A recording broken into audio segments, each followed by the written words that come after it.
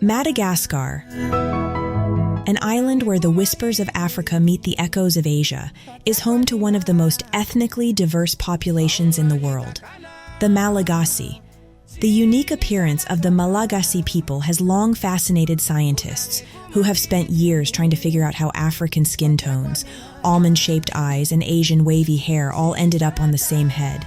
Two races that have come together like rice and beans, different but better together.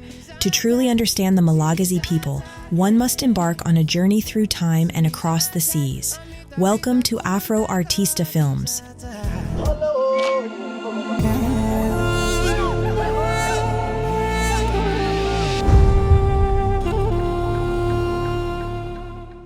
Located off the east coast of Africa, Madagascar is the world's fifth largest island, 144 million acres of exotic wilderness, weird creatures, and enough climate zones to confuse even the most seasoned meteorologist.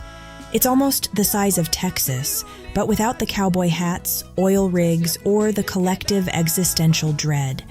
The climate goes from tropical along the coast, where you can enjoy sweating profusely, to temperate inland, where you can enjoy sweating slightly less, to arid in the south, where the sweat dries before it hits the ground.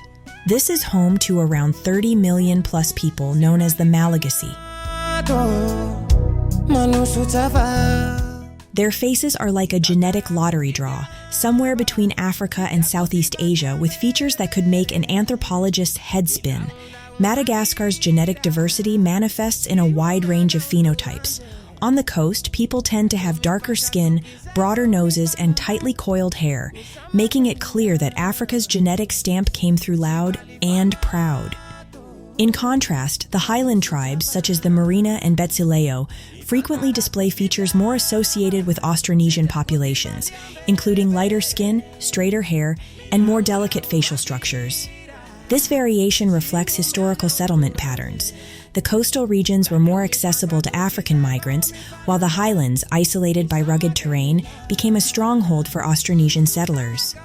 Despite these differences, genetic studies reveal that all Malagasy people share a common heritage, blending African and Austronesian lineages in varying proportions. Interestingly, the genetic makeup of Madagascar's population also reveals clues about their migration patterns. Genetic studies suggest the first Austronesians were mostly women, while the African settlers were predominantly men.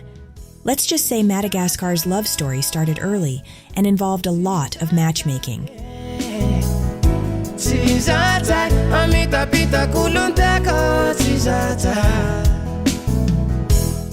The people of Madagascar, collectively known as the Malagasy, are a diverse group divided into 18 major ethnic groups, each with its own customs and dialects. These groups are generally classified into two broad categories based on their geographic distribution. The highland tribes like the Merina and Betsileo live on the central plateau and enjoy cooler weather, while the coastal tribes, including the Sakalava, Antandroy, and Betsimisaraka, bask in the humidity and ocean views. This distinctiveness stems from the island's settlement history. Around 2,000 years ago, Austronesian seafarers from present-day Indonesia and the Philippines arrived on Madagascar. Navigating the vast expanse of the Indian Ocean in outrigger canoes, they brought with them rice cultivation, a hallmark of their agricultural practices, and a rich maritime culture. These early settlers established villages along the coasts, cultivating the fertile land and adapting to the island's unique ecosystems. Not long after, African migrants crossed the Mozambique Channel, drawn by the promise of new opportunities. These Bantu-speaking peoples brought iron tools, domesticated cattle, and knowledge of sorghum and millet farming. The fusion of these two cultures created a dynamic society capable of thriving in Madagascar's diverse environments.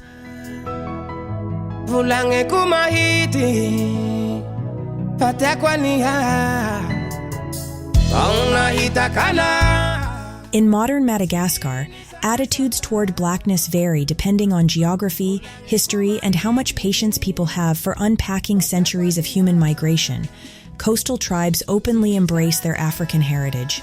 music, rituals, and enough dancing to keep even the ancestors entertained.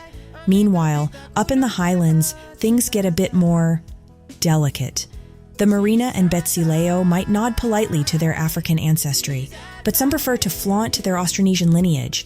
You know, the good old "we're slightly lighter, so we must be slightly better" narrative that history loves to recycle. But here's the kicker. Younger generations are having none of that. They're reclaiming their African heritage with pride, turning it into a party of culture and creativity. This is reflected in music, art, and fashion, where Afrocentric influences are increasingly prominent.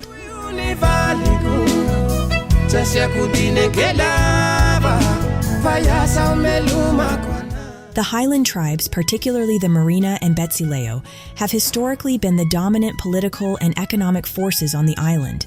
Their Austronesian heritage is more pronounced, evident in their language, traditions, and physical appearance. During the 19th century, the Merina established a kingdom that unified much of the island, consolidating power and spreading their influence.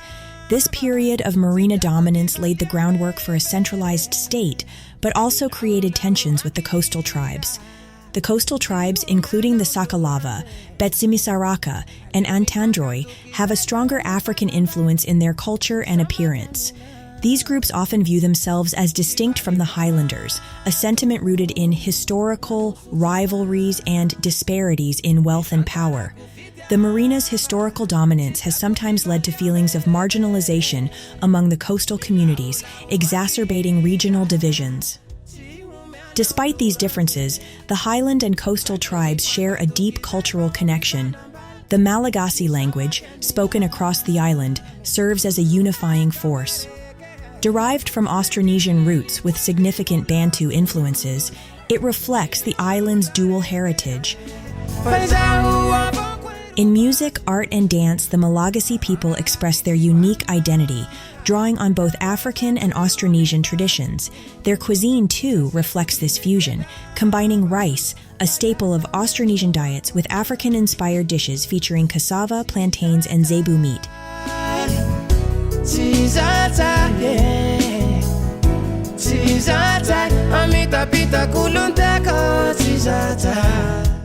Here are top 6 interesting facts about Madagascar and her people.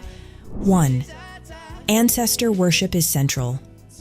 The Malagasy people hold deep reverence for their ancestors and engage in a tradition known as Famadihana, also called the turning of the bones.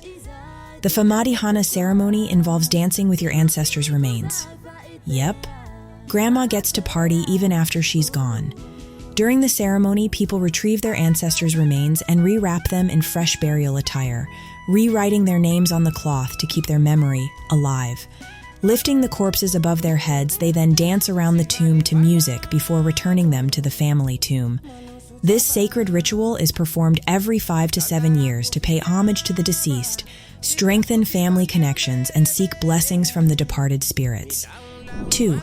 The Betsileo are known as terraced farmers. The Betsileo ethnic group is famous for their intricate terraced rice paddies, which are a testament to their advanced agricultural knowledge. These folks make rice paddies look like works of art. If farming was an Olympic sport, the Betsileo would win gold every time. 3. A pirate haven. During the 17th and 18th centuries, Madagascar's east coast became a haven for pirates, including the legendary Captain Kidd. The island was rumored to host Libertalia, a utopian pirate settlement. 4. If there's one thing that Madagascar is known for, it's their lemurs. Endemic to Madagascar, lemurs are the oldest living primates in the world, with over 100 species found on the island. Approximately 95% of Madagascar's reptiles, 89% of its plant life, and 92% of its mammals exist nowhere else on Earth. 5. Aside from its iconic wildlife, Madagascar is renowned for its towering baobab trees, the national tree of Madagascar, which can grow up to 30 meters tall and boast a lifespan of over 1,000 years.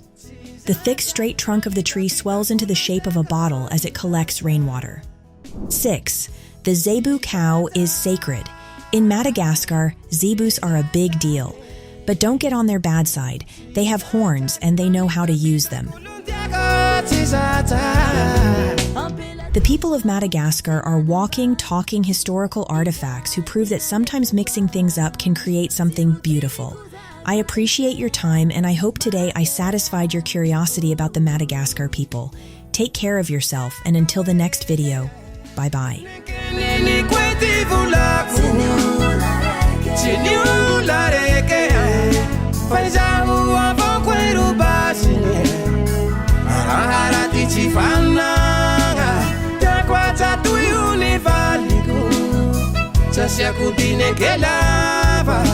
Fayasa umeluma kwana Fayasa umeluma kwana